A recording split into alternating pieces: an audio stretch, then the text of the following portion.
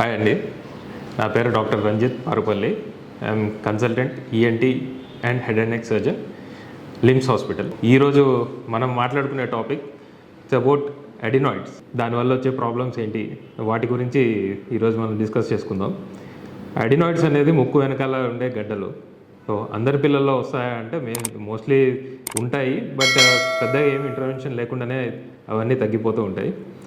ఒక around 12 years of age వరకు పిల్లల్లో ఎక్కువగా ముక్కు బంద్ అవ్వడము, ముక్కు నుంచి గాలి వెళ్ళకపోవడము, నోట్తో గాలి పీల్చుకోవడం, ఎక్కువగా దగ్గు, జలుబు, ముక్కు గారడం, అండ్ మెయిన్గా గురకలు పెట్టడము, రాత్రి పడుకున్నప్పుడు చెవు నొప్పి అనడము, చెవులో నుంచి చీము రావడము, ఇవన్నీ అడినాయిడ్స్కి రిలేటెడ్గా ఉంటుంది అనమాట. ఇలా ఎవరికైనా పిల్లలకి సిమ్టమ్స్ అలా ఉంటే ఇమీడియట్గా ట్రీట్ చేసుకోవాల్సి ఉంటుంది. ఈ పెయిన్లెస్ ఉంటాయి కానీ these are the most dangerous signs. ఇమీడియట్గా ట్రీట్ చేసుకుంటే సర్జరీస్ ఇట్లాంటి వాటి వరకు వెళ్లకుండా మెడికల్ ట్రీట్మెంట్తోనే జరిగిపోతుంది. డయాగ్నోసిస్ పార్ట్ ఎలా ఉంటుందంటే ఎక్స్రే చేసుకొని చూసుకోవడము.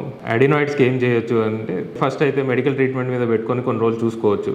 ఒకవేళ పేషెంట్ రెస్పాండ్ అవుతున్నాడు, అంతా బాగుంది అనుకుంటే మెడికల్ ట్రీట్మెంట్ మీద కంటిన్యూ చేసుకోవచ్చు. పేషెంట్ రెస్పాండ్ అవ్వట్లేదు, మనం ఎంత మెడికల్ ట్రీట్మెంట్ ఇచ్చినా సర్జికల్ ట్రీట్మెంట్ సైడ్ కూడా మనం ఆలోచించుకోవచ్చు. సర్జరీ చేస్తే పేషెంట్కి ఇమీడియట్ రిలీఫ్ వస్తుంది అనమాట. నోస్ నుంచి బ్రీతింగ్ తీసుకోవడం, ఫ్రీ అయిపోవడం, కంప్లీట్గా ఫ్రీ అయిపోవడం. సర్జరీ చేయించుకుంటే సేఫా, సర్జరీకి భయపడి ఒక 1-2 years అట్లే ఆపేస్తే యూజువల్గా గ్రోయింగ్ ఏజ్లో వీళ్ళ ఫేస్ అండ్ బాడీ పైన కూడా గ్రోత్ ఎఫెక్ట్ పడుతుంది ఒకవేళ వాళ్ళు ముక్కు నుంచి బ్రీతింగ్ తీసుకోకపోతే.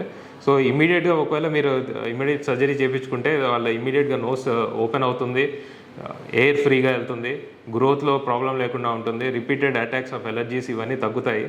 ఎప్పుడైనా పిల్లల్లో ఇలాంటి ప్రాబ్లమ్స్ మీరు ఎప్పుడైనా ఫేస్ చేస్తే ఎక్కువగా స్నోరింగ్, అటాక్స్ ఆఫ్ కోల్డ్, ఇట్లాంటి ఏమైనా ఇయర్ పెయిన్, ఇయర్ డిశ్చార్జ్ ఇట్లాంటి ఏమైనా సిమ్టమ్స్ ఎక్కువగా కనపడుతున్నాయంటే ఇమీడియట్గా డాక్టర్ని కన్సల్ట్ అవ్వండి అండ్ వాళ్ళ గైడెన్స్లో ట్రీట్మెంట్ తీసుకోండి.